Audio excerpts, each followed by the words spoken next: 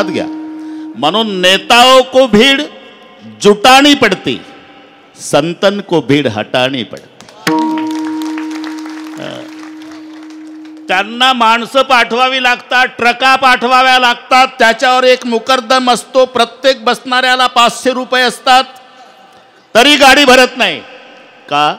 जे आधी बसलेले असतात ते शुद्धीवर नसतात, म्हणून शुद्धीवर असलेले त्या गाडीत बसत नसतात, गाड्या रिकाम्या. अरे 750 वर्ष झाले ज्ञानोबारायांनी कोणाला वाहन पाठवलं? आपण लक्षात घ्या.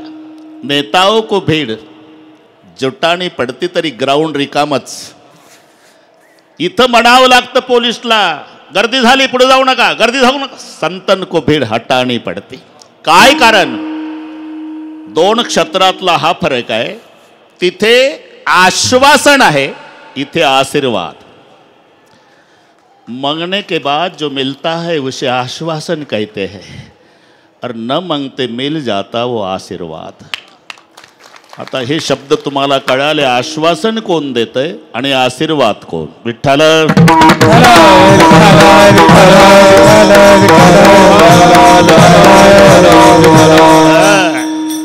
का?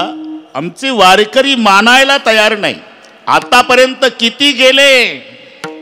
उदंडची झाले जन्मोनिया मेले, उदंडची झाले जन्मोनिया मेले, उदंडची झाले जन्मोनिया मेले, उदंडची झाले जन्मोनिया मेले. ओमुनिया गेले राव रंग, ओमुनिया गेले राव रंग, ओमुनिया गेले राव रंग. त्याचं नाव कोणीने घेतला चरी, नाव कोणीने घेतला चरी, नाव कोणीने घेतला चरी, नाव कोणीने घेतला. साई वेदचारी वर्णिताती, साई वेदचारी वर्णिताती, साई वेदचारी वर्णिताती. गाडगे बाबा म्हणायचे, मोठे मोठे राजे गेले, त्यांची भाषा. तसं उदंडची झाले जन्मोनिया मेले, होऊनिया गेले रावरंक. त्यांचे नाम कोणी नेगे चराचरी, पण इथे सहाही वेदचारी वर्णिताती. बरं का रविदास? मानायला तयार नाही. आमचे वारकरी येतात म्हणजे हा संजीवन समाधी सोहळा. लक्षात घ्या. त्या सगळ्या वारकऱ्यांची भावना आहे, माऊली इथेच आहे. आहेच. ज्ञानदेवी घेतले दान बाबा माळ चंदो, ज्ञानदेवी घेतले दान बाबा माळ चंदो. बैसला निर्वाण बाबा बाळ छंदो, बैसला निर्वाण बाबा बाळ छंदो. हृदयी धरोनिया ध्यान बाबा बाळ छंदो, हृदयी धरोनिया बाबा बाळ छंदो. कथा कीर्तन करितो बाबा बाळ चंदो, बाळ छंदो बाबा बाळ छंदो, बाळ छंदो बाबा बाळ छंदो, बाळ छंदो बाबा बाळ छंदो, बाळ छंदो बाबा बाळ छंदो.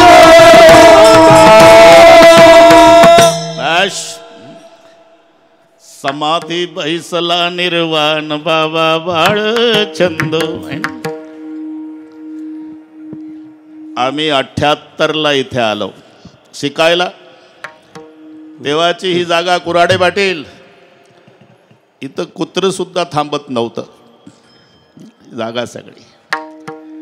आणि अशा प्रसंगी आम्हाला आठवण येते त्या प्रयाग अक्काची. ते जुडी माणसं श्रद्धावान. प्रयाग आकाने ते तीर्थ म्हणून घेतलं. पाणी चांगलं नव्हतं. साहेब सोबतच होते.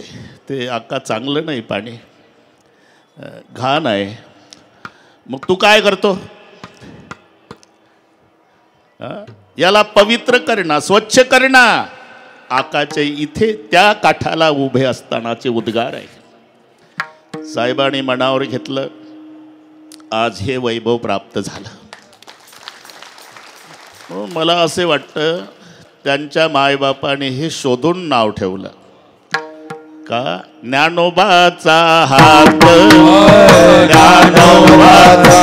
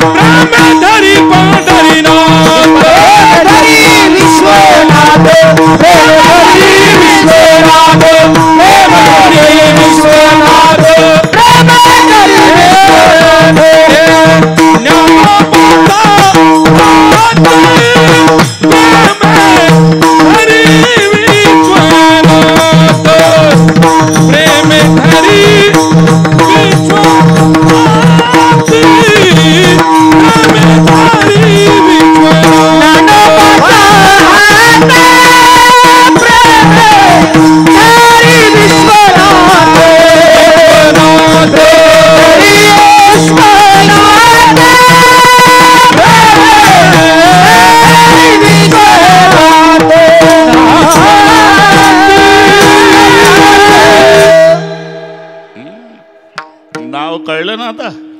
ज्ञानोबाचा हात प्रेमे धरी विश्वनाथ.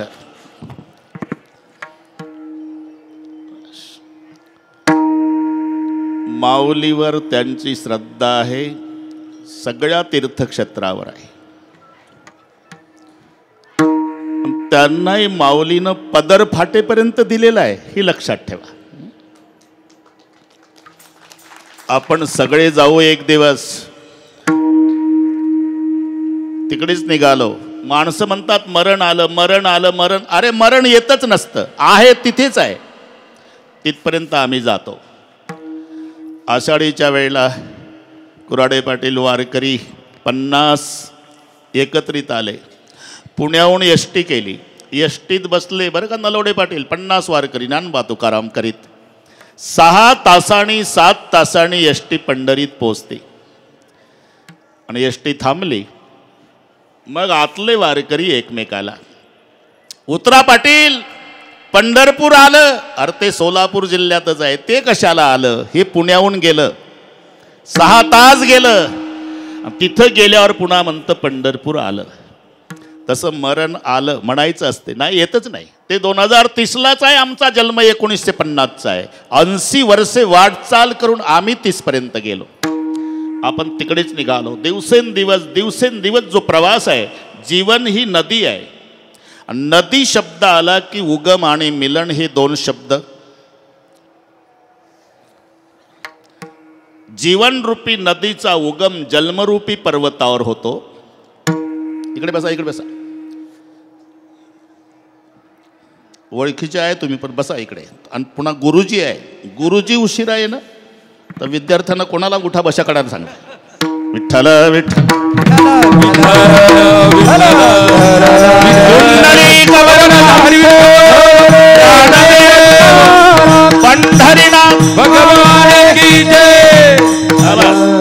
जीवन ही नदी आहे. या जीवनरूपी नदीचा उगम जन्मरूपी पर्वतावर होतो, जाऊन मिळते ती मरणरूपी समुद्राला. सुख आणि दुःख त्या नदीचे 2 काठ असतात. नदी म्हटलं की 2 काठ. सुखस्य अनंतरम दुःख, दुःखस्य अनंतरम सुख ठरलेलं आहे. म्हणून दोन्ही प्रकारच्या पत्रिका छापायच्या आहे. कळविण्यात आनंद होतो की 12 वर्षांनी मुलगा झाला, सहकुटुंब सहपरिवार बारशाच्या कार्यक्रमाला अगत्य येण्याचं करावं. नाईलाजानं छापावं लागतं. कळविण्यात अत्यंत वाईट वाटते की पूजनीय पिताजींना देवाज्ञा झाली, आपण 10व्याला यावं. हे दोन्ही घडतं ज्याच्यात, त्याचं नाव जीवन आहे. सकाळी 8:30 वाजता पांढऱ्या कापडामध्ये एक प्रेत गुंडाळलेलं असते. चौघं खांद्यावर घेतात, पुढचं मडकं धरून चालतोय, मागचे रडत चालतात, राम बोलो बाई राम, राम नाम सत है सतबिना गत नाही. त्याच दिवशी त्याच रस्त्यावर रात्री 8:30ला एक नवरदेव घोड्यावर बसतो, तरणी बाण पोरं डीजेच्या तालावर डिस्को नाचतात. याचं नाव जीवन आहे. उधर कोई रो रहा, इधर कोई गा रहा, उधर एक जनेजा उठा जा रहा, इधर एक दूल्हा घोड़े चढ़ रहा.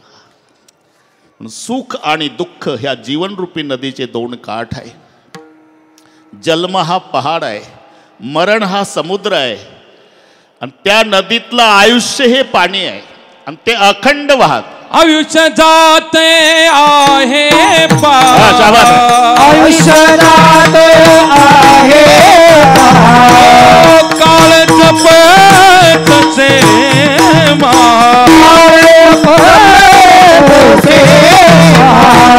द्वैताचा घोरे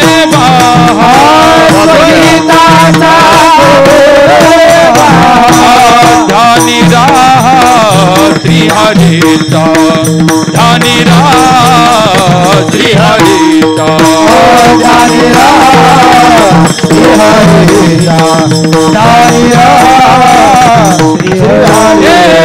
आयुष्य जाते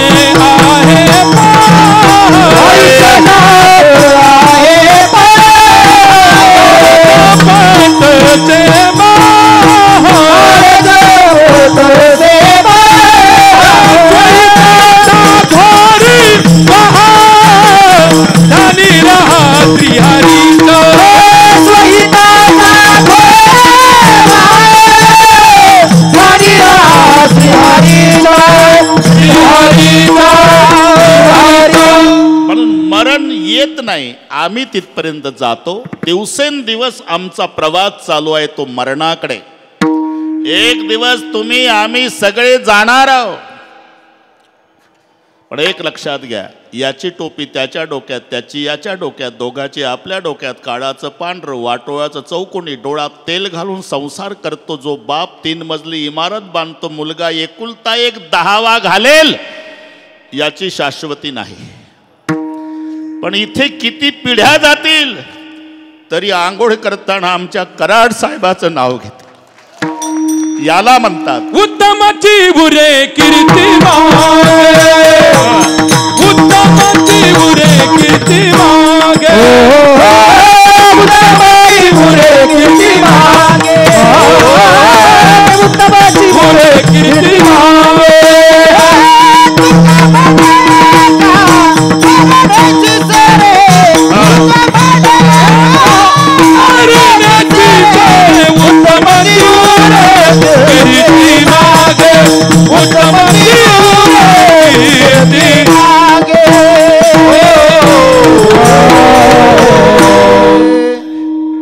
हा योगायोग असेल, नाही तर जगात श्रीमंत काही थोडे आहे का? पण माऊलीला ज्यांच्याकडून सेवा करून घ्यायची असते, कुऱ्हाडे पाटील, एक मराठीतले 2 शब्द सांगतो. आता 1च तास राहिला, मला इथं वेळच पुरत नाही, तरी 9ला बरोबर संपवतो. सगळ्या महाराष्ट्राला माहिती आहे ढोक महाराज म्हणजे बिघडलेल्या घडाई दुरुस्त करणे. ते तडजोड नाही, तडजोड नाही, वशिलीबाजी नाही. विठ्ठल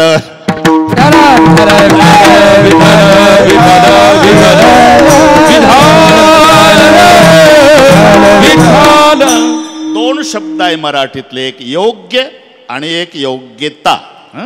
बरं का नलवडे पाटील, योग्य आणि योग्यता. बरीच माणसं योग्यतेच्या मागं पडतात, तेव्हा योग्यता 2 किलोमीटर पुढं पडते. योग्यतेच्या मागं पडू नका, फक्त तुम्ही योग्य व्हा की योग्यता तुमच्या मागं पडते. म्हणून मी कासाठी सांगतो, ज्ञानाच्या राजाला, साधकाच्या मायबापाला वाटलं हा व्यक्ती मला योग्य आहे, याच्या हातून काम करावं. विठ्ठल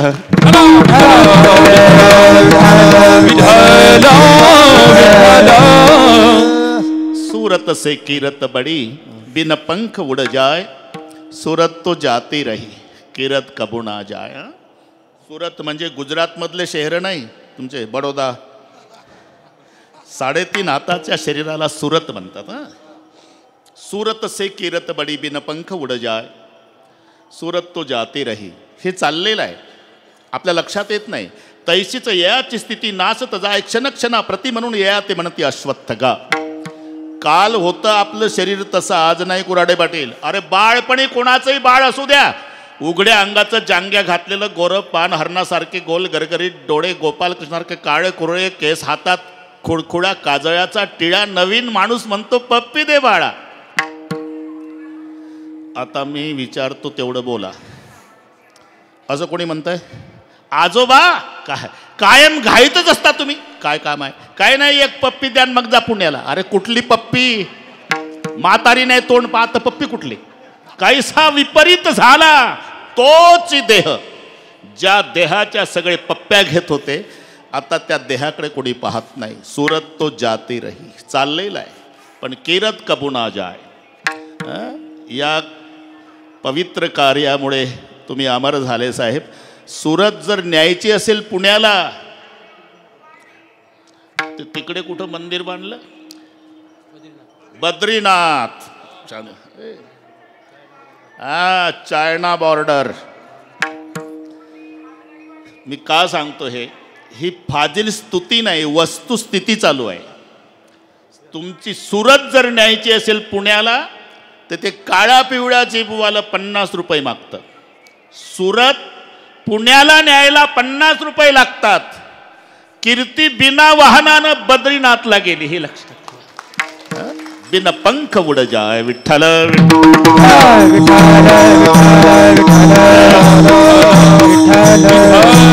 अभंग सर्वांच्या परिचयाचा आहे, सर्वांना पाठ आहे.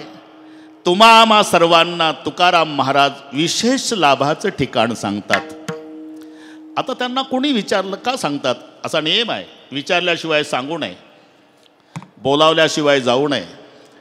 कुऱ्हाडे पाटील, काही ठिकाण अशी आहे निमंत्रणाशिवाय जाऊ नये. निमंत्रण असलं तरी जाऊ नये, निमंत्रणाची वाट पाहू नये.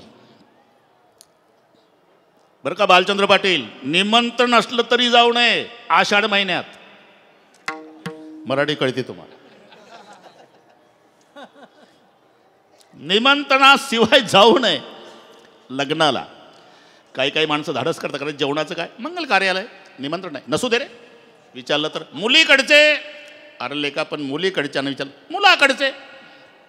दुपारी मुलीकडचं, संध्याकाळी मुलाकडचं. दुपारी मुलीकडचं, संध्याकाळी 2 शब्दावर 6 महिने जेवतं हे तुळशीच्या लग्नापासून मुरगाच्या पावसापर्यंत. मुलीकडचं मुलाकडचं, मुलीकडचं मुलाकडचं, मुलीकडचं. आणि एक दिवस आलं, पंक्तीत बसलं मंगल कार्यालयात. आलन मालक पंक्तीचा, अनोळखी चेहरा. कुठले आपण? खाली मान घातली. ए खाली मान घाले. कुठले तुम्ही? मी मुलीकडचा. काय? नाही नाही, गडबड झाली, मुलाकडचा. उठ. का म्हणतोस? माझ्या बापाच्या श्राद्धाचं जेवण आहे आणि मुलीकडचं मुलाकडचं. अरे म्हणून निमंत्रणाशिवाय जाऊ नये लग्नाला, पण निमंत्रणाची वाट पाहू नये कथा कीर्तनाला. तुका म्हणे तेथे न पाचारिता जावे, लक्षात घ्या. विचारल्याशिवाय सांगू नये. मग तुकाराम महाराजांना कोणी विचारलं लाभाचं ठिकाण? का सांगतात? अरे विचारण्याची काय गरज आहे? मग का सांगतात? ते सांगण्यासाठी झाले. आम्ही वैकुंठवासी, आम्ही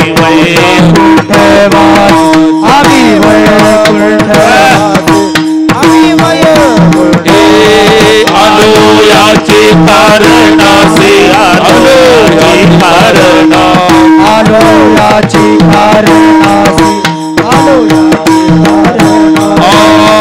बोलिले जेरुते, बोलिले जेरुते, बोलिले जोशी, बोलिले आचाच भावे वरदाया, भावे वरदाया, साच भावे वरदाया, भावे वरदाया.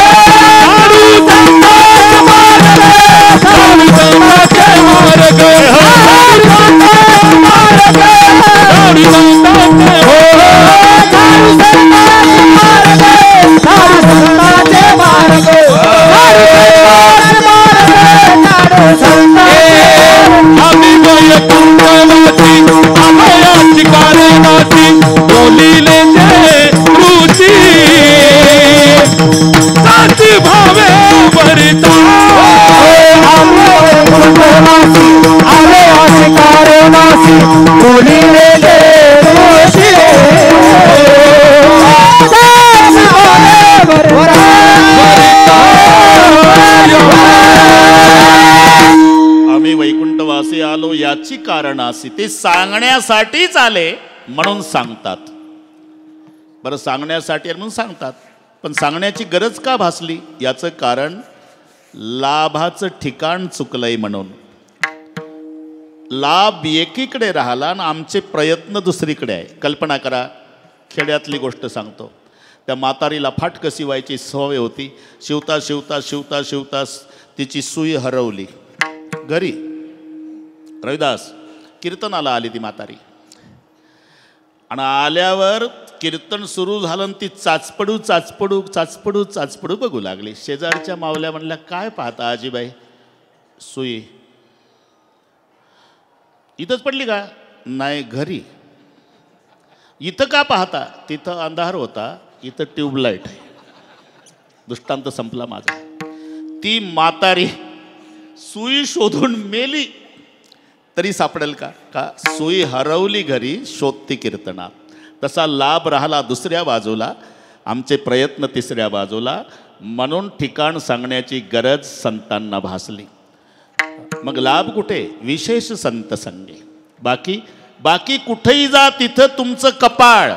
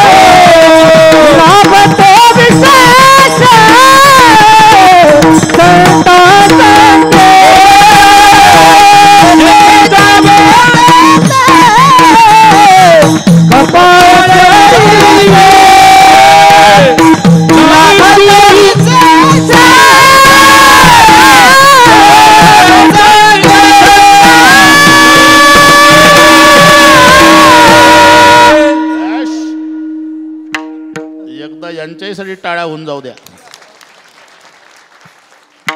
हा ना, ऐश्वर्यात कार्यक्रम असतो इथे. बाकी कुठेही जा तुमचं कपाळच असतं. जाऊ द्या, जेथे जावे तेथे कपाळ सरीसे. अहो पण तुकोबारा या सांगण्यामध्ये वैशिष्ट्य काय आहे? मूर्खातल्या मूर्खाला विचारा तरी तोही सांगू शकतो जिथे जाईल तिथे कपाळ. कारण कपाळ हा शरीराचा अविभाज्य भाग आहे आणि ते विसरून कोणीच येत नाही. बालचंद्र पाटील एखादा माणूस म्हणाल, गायगायत आलो, घड्याळ विसरलो, मोबाईल विसरलो, पॉकेट विसरलो. कोणी म्हणतंय जरा गाई झाली, मग कपाळ विसरलो. अरे मूर्खातला मूर्ख असेल त्यालाही कळतं की माणूस जिथं जाईल तिथं त्याचं कपाळ आहे. मग तुमच्या सांगण्यात नवल काय? जेथे जावे तिथे कपाळ सरीसे. एक लक्षात घ्या, जेव्हा वाच्यार्थानं काम भागत नाही तेव्हा लक्षार्थ घ्यायचा असतं. गंगायाम घोषा सगळे पाठ आहे तुम्हाला. आम्हाला दूध पाहिजे, कुठं मिळेल? अरे गंगेच्या काठाला गवळ्याचा वाडा आहे, तिथे दूध मिळेल. तो आला तर गंगा वाहत होती, पाण्यावर कुठंच वाडा दिसला नाही त्याला. त्याला वाटलं तळ्याला असेल म्हणून बुडी मारली, खाली गेलं, कपडे भिजून वर आलं. तिथल्या लोकांनी कुठं गेलता दुधाला? कुठं? तळ्याला. का? अरे गंगेवर वाडा आहे म्हणे, पाण्यावर दिसला नाही, मला वाटलं खाली असेल. अरे पलीकडे बघ, त्या 20-25 म्हशी बांधल्याय, गायी बांधल्याय, गवळी बाबा धार काढतो. गंगेवर वाडा म्हणजे गंगेच्या काठावर, याला लक्षार्थ म्हणतात. तसं कपाळ शब्दाचा वाच्यार्थ घ्यायचा नाही, लक्षार्थ. कपाळ म्हणजे नसीब, कपाळ म्हणजे अदृष्ट, कपाळ म्हणजे प्रारब्ध, कपाळ म्हणजे तकदीर हिंदीमध्ये म्हणतात. जिथे जा कपाळाला नसीब म्हटलेलं आहे. सहज माणसं अहो ते 4 वर्षापासून चालू होतं कोर्टातले हेलपाटे तुमचे. काल निकालाची तारीख होती. काय झालं?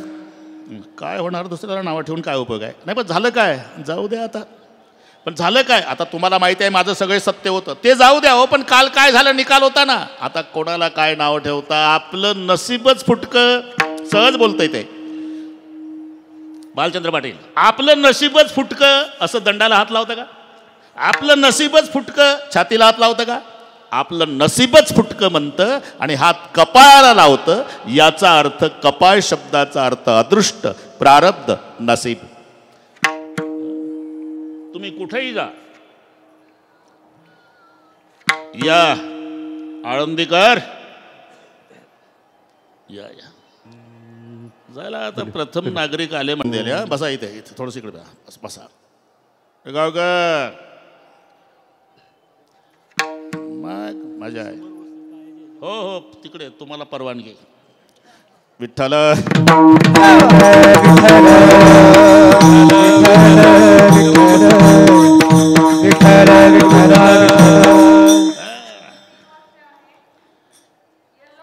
कुठेही जा तुमच्या सोबत तुमचं कपाळ म्हणजे अदृष्ट, प्रारब्ध, नसीब. कुठेही जा त्याच्यात कोणी बदल करू शकत नाही. जेव्हा जीवनामध्ये मनाविरुद्ध घटना घडते त्यावेळेला सुद्धा तोच शब्द आहे. तरीचा मंगळ योग येतो, तरीचा मंगळ योग येतो, तरीचा मंगळ. ओ तुका म्हणे जेता फिरते कपाळ, तरीचा मंगळ येतो, तरीचा मंगळ येतो.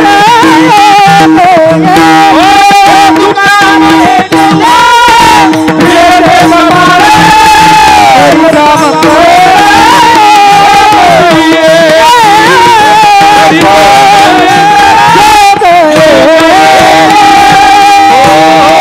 मंगळ तुका म्हणे जेव्हा फिरते कपाळ तरीच अमंगळ योग येतो. कपाळ म्हणजे अदृष्ट, प्रारब्ध, नसीब. कितीतरी ठिकाणी कपाळाचे प्रमाण आहे. मला वाटते टाळकऱ्याला पाठ नाही कारण ते नामदेवाचे आहे. रविदासला असेल पाठ. पतिव्रता सुशीळ, पतिव्रता सुशीळ, पतिव्रता सुशीळ, पतिव्रता सुशीळ. दमयंती पाय पोळे, दमयंती पाय पोळे, दमयंती पाय पोळे, दमयंती पाय पोळे. ऐसे अनिवार कपाळ, ऐसे अनिवार कपाळ, ऐसे अनिवार्य कपाळ, ऐसे अनिवार्य कपाळ. होगी दुष्काळ प्रारब्धे, होगी दुष्काळ प्रारब्धे, होगी दुष्काळ प्रारब्धे, होगी दुष्काळ प्रारब्धे. ऐसी पारताची ठेव, ऐसी पारताची ठेव, ऐसी पारताची ठेव, ऐसी पारताची ठेव, ऐसी पारताची ठेव, ऐसी पारताची ठेव, ऐसी पारताची ठेव, ऐसी पारताची ठेव. आपलं कपाळावर चालू आहे ना भालचंद्र पाटील. पतिव्रता सुशीळ, दमयंती पाय पोळ, ऐसे अनिवार कपाळ, भोगी दुष्काळ प्रारब्धे. बस कपाळ, अदृष्ट, नसीब, प्रारब्ध. तुम्ही कुठेही जा कुराडे पाटील तुमच्यासोबत तुमचं कपाळ आहे, अदृष्ट आहे, नसीब आहे. मग लाभ तो विशेष संत संगे असं म्हणायचं कारण काय? तर प्रारब्धात बदल करण्याची ताकद कोणात नाही. ती भोगावंच लागतं. कारण पिलब्ध पहिले रचा पाछे रचा शरीर तुलसी चिंता क्यों करे भज भज रे रघुवीर. आधी रचना प्रारब्धाची आहे आणि मग देहाची आहे. हे नसल पटत. आधी रूळ टाकले रूळ मग रेलगाडी धावली. आता रुळाला वळणं असतात की नाही. ड्रायव्हर खूप हुशार आहे, खूप हुशार आहे. त्यानं जर ठरवलं आता 10 किलोमीटरचं वळण घेतल्यापेक्षा सरळ गाडी आपण पुण्याच्या स्वारगेटला आळंदीहून नेऊ, त्याच्या बापान तरी जाईल का? का आता ड्रायव्हरची वळण चुकवायची इच्छा असली तरी जसे जसे रुळाला वळण आहे रेलगाडी वळण घेत घेतच जाणार आहे का? आता ड्रायव्हरच्या ताब्यात नाही, गाडी रुळाच्या अधीन आहे.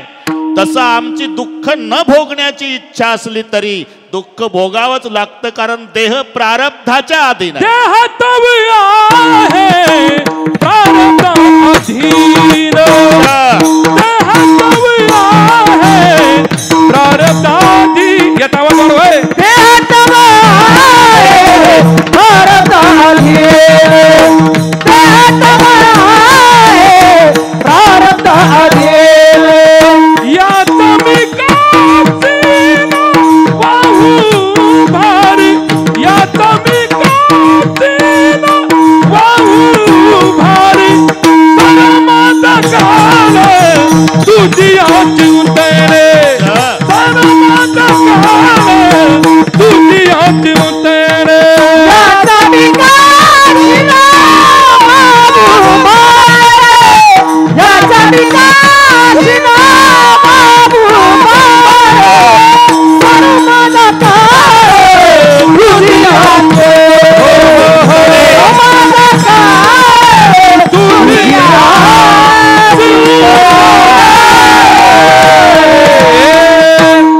जसं गाडी आता रुळाच्या अधीन आहे, वळण घेत घेतच जाणार, तशी बॉडी आता प्रारब्धाच्या अधीन आहे, दुःख भोगावंच लागणार का? देह तव आहे प्रारब्ध अधीन. बस आपलं कपाळावर चालू आहे. आता नुसत्या कपाळावर कीर्तन होईल एवढे प्रमाण आहे. ए हो म्हणत जा ना. होला काही खर्च आहे का? कृष्ण सहाय्य पांडवासी ते भोगिती नष्टचरी सहाय्य केली हरिहरासी. प्रारब्ध कोणाशी टळणायशी प्रारब्धाची ठेव झाले. भिक्षुक पांडव राज्य घोडे भाग्य सर्व सांडीला ठाव. प्रारब्ध शरीर संचिता आदीन धर्मराजा हिंडे वनवन कर्मे बुडाला. रावण आणि दुर्योधन प्रारब्धे कामबुद्धीचे सुख अति मानती. मूर्ख चंद्राशी लागला कलंक इंद्राशी दुःख. प्रारब्धे हरिचंद्र तारामती घोरवनांतर भोगिती. नळेराव पुरुषार्थी तयाच्या विपत्ती. प्रारब्धे पतिरता सुशे दमयंती पाय पोळे ऐशेवा निवार कपाळ भोगी दुष्काळ. प्रारब्धे कर्मरेखा टळेना बाण लागला जगजीवना. कृष्ण सांडिल्या गोपांगना हे नारायणा. प्रारब्धे अशी अनिवार जन्मांतरे राज्य सांडील रघुवीरे. सवे मिळून वाणरे फिरवी दिगांतरे. प्रारब्धे फिरत असता काय झाले मध्ये प्रारब्ध ओढवले. जानकीस राक्षसे नेले दुःख भोगविले. प्रारब्धे संचिता आदिन शरीर. पूर्ण ब्रह्म रामचंद्र रघुपती विष्णूचा अवतार. पाठी जन्मांतर नामा म्हणे. पाहता काय माझ्याकडे? म्हणून देव असू द्या नामा म्हणे कर्म रेखा. नामा म्हणे कर्म. नामा म्हणे कर्म रेखा. नामा म्हणे कर्म. देवा दिका चुकेना. देवा दिका चुकेना. देवा चुकेना. देवा दिका चुकेना. देवा चुकेना. देवा दिका चुकेना. नामा म्हणे कर्म रेखा. देवा दिका चुकेना. देवा दिका चुकेना. देवा दिका चुकेना.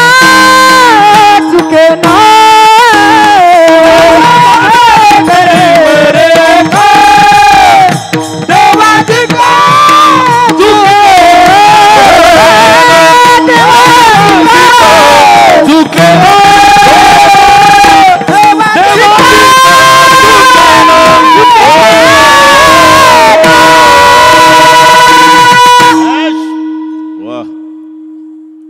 रामा म्हणे कर्मरेखा. कमी करू नको भाऊ, थोडं राहता पाऊन तास. रामा म्हणे कर्मरेखा देवाधिका चुकेना. बरं का धाराशिवकर, मी सांगितलं अरे तुमची इच्छा नसू द्या पण सेवा करण्यासाठी माऊलीनं बोलवलं का नाही? विधिलिखित आधीच असतं ते.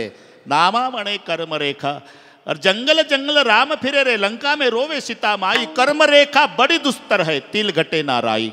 याचा अर्थच आहे प्रारब्धामध्ये बदल करण्याची ताकद कोणातच नाही, स्वतः भगवंतात सुद्धा नाही, पण त्याच्या कृपेत आहे हे लक्षात ठेवा. मी का सांगतो? छाया तू बडी घणी, तुझ्याचं बडवणं कोय. जगामध्ये सर्वश्रेष्ठ असेल तर कृपा. कृपेपेक्षा कृपा करणारा श्रेष्ठ नाही. कराड साहेब एका वाक्यात सांगतो, ज्यानं कृपा केली तो श्रीराम, ज्याच्यावर कृपा झाली तो हनुमान. काय झालं? ज्याच्यावर कृपा झाली तो एका उडीत लंकेत गेला, ज्यानं कृपा केली तो पुलावून चालत चालत गेला. हे तर घरी गेल्यावर डोकं चालवाना. म्हणून छाया तू बडी घणी, तू जसं बडव नकोय. कृपा करणारा श्रीराम, त्याला पुलावून जावं लागलं, आणि ज्याच्यावर कृपा झाली तो हनुमान. जय श्रीराम. बस काम. जेमिया मोग रघुपत कर बाना, येई भाते बिर चले हनुमान. धनुष्यापासून बाण सुटावा, एका सरळ रेषेत हनुमानजी. म्हणून छाया तू बडी घणी. कृपेमध्ये काय ताकद आहे रविदास? कल्पना कृपा करणाऱ्याला नाही. ज्याचा त्याचा शक्ति में क्या मस्ती है बातें पहलवान को पूछो, और भक्ति में क्या मस्ती है बातें संतन को पूछो. ज्याचा त्याचा विषय ठरलेला आहे. शक्तीतली मस्ती पहलवानाला विचारा, नाही तर पाव बटर खाऊन वजन कमी केलेलं पेपर वाचून गावात बाता मारतं. लय ताकद कोणात? दिल्लीच्या सतपाल पहलवानमध्ये. तू लावला होता का हाताला हात? अरे दिल्लीच्या सतपाल पहलवानमध्ये खूप ताकद. बरं का इंगळे, मोबाईल ठेवून द्या. दिल्लीच्या सतपाल पहलवानमध्ये खूप ताकद, हे शब्द कोल्हापूरच्या युवराज पाटलाच्या मुखात शोभायचे. त्याची झाली. तू बटर खाऊन म्हणतो लय ताकद. शक्ति में क्या मस्ती है बातें पहलवान को पूछो, और भक्ति में क्या मस्ती है बातें संतन को पूछो. बाळाचं मुख पाहण्याचा आनंद बाळाच्या आईला विचारा. बाळाला नाही कळत. अर्धा मिनट घेतो. नंद नंदन जब कन्हैया लालजी नंद बाबा के आंगन में नंगे पाँव घूमते, जसोदा मुड़मुड़ कभी छाछ गिरा देती, मटका फोड़ डालती, दधी गिरा दी. तो कन्हैया गुस्से में आकर के बोलता, माँ मैं तेरा तो बेटा कहीं भागने वाला नहीं, एक बार पूरा काम कर लो. छाछ गिरा रही, मटका फोड़ रही, दधी गिरा रही, तो भी मानती नहीं. जसोदा दोबारा है, और क्या देख रही माँ? क्या मिलता है मेरा मुंह देखने में? मैं तो दाऊ के साथ खेल रहा हूँ. तो भी मानती नहीं. अरे माँ कमाल है, एक बार पूरा काम कर लो, क्या मिलता है मेरा मुंह देखने में? तो जसोदा आंगन में आई, कान्हा को गोद में बिठाया, और गोद में बिठा करके बोली, लाला गर्गाचार्य जी ने बताया था कि जसोदा तू भाग्यशाली है, दुनिया का बाप तेरा बेटा बन के आया है, लेकिन आज जवाब मिल गया, मैं भाग्यशाली लेकिन तू दुर्भाग्यशाली. माँ मैं कैसा दुर्भाग्यशाली? इसलिए बेटा तुम्हारा मुंह देखने में क्या आनंद मिलता है, इस बात का पता तुम्हें नहीं. तो मुझे क्या करना होगा माँ? इसलिए केवल जसोदा बनना पड़ेगा लाला, तब पता लगेगा कान्हा का मुंह देखने में क्या आनंद है. बाळाचं मुख पाहण्याचा आनंद बाळाच्या आईला विचारा. भक्तीची मस्ती संताला विचारा. शक्तीची मस्ती पहलवानाला विचारा. तशी कृपेची ताकद ज्याच्यावर कृपा झाली त्याला विचारा. म्हणून छाया तू बडी घणी, तुझं बडव नकोय. हरीमध्ये नाही, पण हरीच्या कृपेत ती ताकद आहे. थोडक्यात बरं का रविदास, आहे मला माहिती आहे तू तयारीत आहे. हे आमचे नेहमीचे आमच्या तालमीतलेच आहे ते. त्यामुळे कोणता डाव चालू आहे ह्या सगळ्या तयार असतात. ते विठ्ठल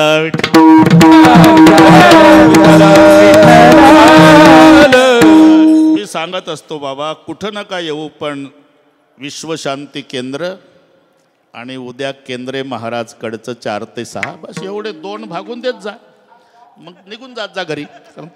कारण बोर्ड यांच्यासाठी लागले, आपली कोणीतरी वाट पाहत आहे, आम्हाला कोणी पाहत नाही. जात जा. ठीक आहे, मजा आहे. अतिपर्याची बस. हरीमध्ये ताकद नाही, ती ताकद हरीच्या कृपेत आहे. आपण थोडंसं सर्वांना माहिती आहे, सुदामा ब्राह्मण दुःखे दारिद्र्य पिढीला. बरं कुराडे पाटील, ती खुशीत येऊन बायकोला म्हणतं, तिचं नाव सुशीला. अगदी 2-3 मिनिटात, तू टेन्शन घेऊ नको. सुशीला जे, अरे जो द्वारिका का राजा बना है कृष्णचंद्र भगवान, हाँ मेरा बाल सखा है. बाल सखा? अरे बाल सखा नहीं देवी, लंगोटिया यार. एक संग रहते थे, एक संग खाते थे, सोते थे, विद्या पढ़ते थे, गुरु ग्रह तब की बात है. एक दिन मैं नहीं दिखा तो मेरा कृष्ण आश्रम में सुदाम सुदाम करके रोता था. बहुत प्यार करता था देवी, लेकिन प्रारब्ध का खेल है ना, वो द्वारिका का राजा हुआ और मैं झोपड़ी में रहता हूँ. सहज पत्नी म्हणाली, तोरे मित्र कृष्ण भगवाना सहत दुःख नाना. जर मित्र राजा द्वारकेचा म्हणता तर जाणाव मदत मागायला. सुदामजी रागावले. शिक्षे कहो सिगरे जग को तिय ताको कह अब देती है शिक्षा जेतप के पर लोक सुधारत तिन की नाही. वगैरे वगैरे वगैरे बस समजूया. बरं भेटीला तरी ठीक आहे. तयारी झाली. फटकेसी धोती दुबली सी काया चलत पाव फसे सुदाम जी को देखत श्याम हसे.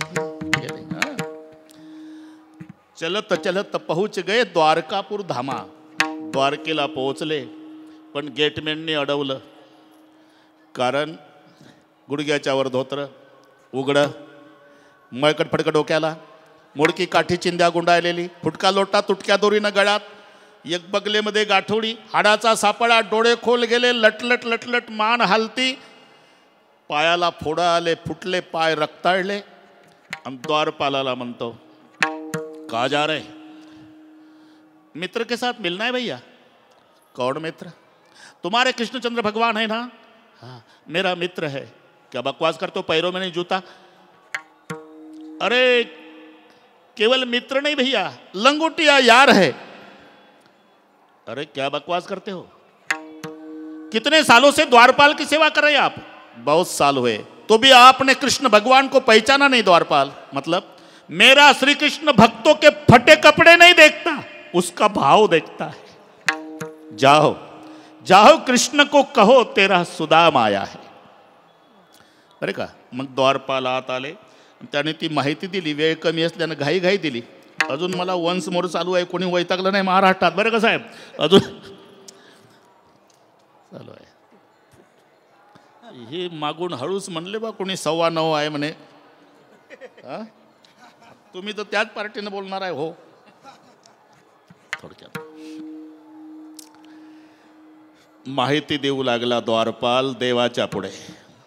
शेष पगान जगातन पे प्रभु जाने को आए बसे के ही ग्रामा. धोती फटी सी लट्टी दुपट्टी अरुपाय उपाहन की नहीं सामा. द्वार खड़ो द्विज दुर्बल देखे रहे चासे शुभ सुधा अभिरामा. पूछत दीन दयाल को धामा बतावत अपनो नाम सुदाम. हा असा शुद्धीवर येत जा जरा. शीश पगान. त्याच्या डोक्यात पागोट नाही, अंगात सदरा नाही, पायात चपला नाही, फोडं रक्ताळले पाय, हाडाचा सापळा. देवाजवळ माहिती द्वारपाल देतो. मळकट फडकट डोक्याला आहे, फुटका लोटा तुटक्या दोरीनं गळ्यात बांधलेला आहे, मोडकी काठी त्याला चिंध्या गुंडाळलेल्या आहे, नुसता हाडाचा सापळा, डोळे खोल गेले. बऱ्याच दिवसाचा उपवासी असावा मालक तो. का? चालताना त्याच्या डोळ्यात अंधारी येते, खाली बसतो, भिंतीचा आधार घेऊन उभा राहतो, लटलट लटलट मान हलती. पण त्याच्या गळामध्ये जानवं दिसतंय. असं वाटतं तो ब्राह्मण असावा. आणि त्याही परिस्थितीत सार्वभौम राजाला लाजविल एवढं तेज त्याच्या चेहऱ्यावर आहे मालक. एवढं ऐकलं, सिंहासनावर कृष्ण भगवंतानी डोळे बंद केले, चिंतन सुरू झालं. ब्राह्मण माझा सुदामा तर नसेल. क्यों रे भाई, उनके बारे में आप इतना बता रहे, तो उनको नाम क्यों नहीं पूछा? पूछा है मालिक. क्या बताया? उन्होंने पहली बार ये कहा है कि जाओ द्वारपाल, मेरा कृष्ण भक्तों के फटे कपड़े नहीं देखता रहे, उसका भाव देखता है. और उनको कहो तेरा सुदाम आया है. एवढा शब्द ऐकला, उठे श्याम दौडे नंगे ही पैरो. उडी टाकली देवानंद. जे पळत निघाले, पळत पळत पळत गेले आणि दारातल्या सुदाम्याच्या गळ्याला बिलगू बिलगू रडले. आणि रडून आवाज देतात, सीना में सीना मिला करके रोया, पुकारा की रुक्मिन गरीब आ गया. रुक्माई, माझा गरीब मित्र सुदामा आला. देव रडत होते, पण सुदामजी अश्रू येऊ देत नाही. ताकद लावू लावू जिरवायचे. का? त्यांना रडू येत नव्हतं. पण सुदामजीने विचार केला, दरवाजा कृष्णदेवाचा आहे, तो रडतो ठीक आहे, पण मी जर याच्या दारात रडलो तर याचा गैरसमज होईल. हे भिकारी बम्मन रो रहा कुछ मंगणे आया है. असं माझ्या देवबाप्पाला वाटू नये म्हणून ताकद लावून अश्रू जिरवायचे. आत घेतलं, बरं का रविदास, आत घेतलं, पाय वगैरे धुतले आणि एक देवाची डोळे भरून आले ती अवस्था पाहून. सुदामा, अरे माझं तुझ्यावर केवढं प्रेम, तुला आठवतं आपण एकदा सरपण आणायला जंगलात गेलो होतो, तुझ्या पायात काटा भरला रे सुदामा, आठवतं देवा. मग मी मांडी घातली, तुलाही बसवला, तुझा पाय माझ्या मांडीवर घेतला, काटा निघेना, मी माझ्या दातानं तो काटा तळपाळातला काढला, रक्ताची धार लागली. ऐसे विहाल विहाय सो पग कंटक जाल गडे पुणे जोये, हाय महादुःख पाय सखा तुम आये येतने किते दिन खोये. अरे एवढं प्रेम ज्या जगाच्या बापाचं तुझ्यावर आहे की योग्याच्या ध्यानाला न येणारा भगवान माझ्या सुदाम्याच्या तळपाळातला काटा दातानं काढतो. एवढं प्रेम आहे तर इतके दिवस दुःखात का घालवलं रे बाबा, आधीच का नाही आला. आता येणार नव्हतो. मग तुमच्या वहिनीनं आग्रह केला, वहिनी शब्द आल्याबरोबर भाभीजीने क्या भेट पठाई. इथून पुढचा संवाद आहे तो. चावल तीन पसे सुदाम जी को देखत श्याम हसे. रविदास. आणि मग सहज सहज एक जुनी गोष्ट आठवते का सुदामा. काय, एक दिन गुरुजी से ईंधन उड़ाया, कृष्णा सुदामा को जंगल पठाया, अरे लकड़ी लाने जंगल गए हुई बरसात है. सरपणाला गेलो होतो, अंधार पडला, खूप पाऊस आला, रात्र काढायची दोघं झाडावर, दोघालाही भूक लागली होती. चोरी से चना सुदामा चबाया. तू हरभरे खात होता, मी वरच्या फांदीवर होतो, मी विचारायचो काय वाजतं रे सुदाम्या. तू म्हणायचा काय नाही वाजत, थंडी वाजली दात वाजतात ना, काय खातो म्हणताय. कुछ नहीं खात प्रभु दात कटकटात है. चोरी से चना सुदामा चबाया, कृष्ण सुदामा को जंगल पठाया, लकड़ी लाने जंगल गए हुई बरसात है. चोरून हरभरे खात होता आणि मी विचारलं तर म्हणत होता दात वाजतात, दात थंडीनं. तेव्हा मी हसून बोललो होतो सुदाम्या.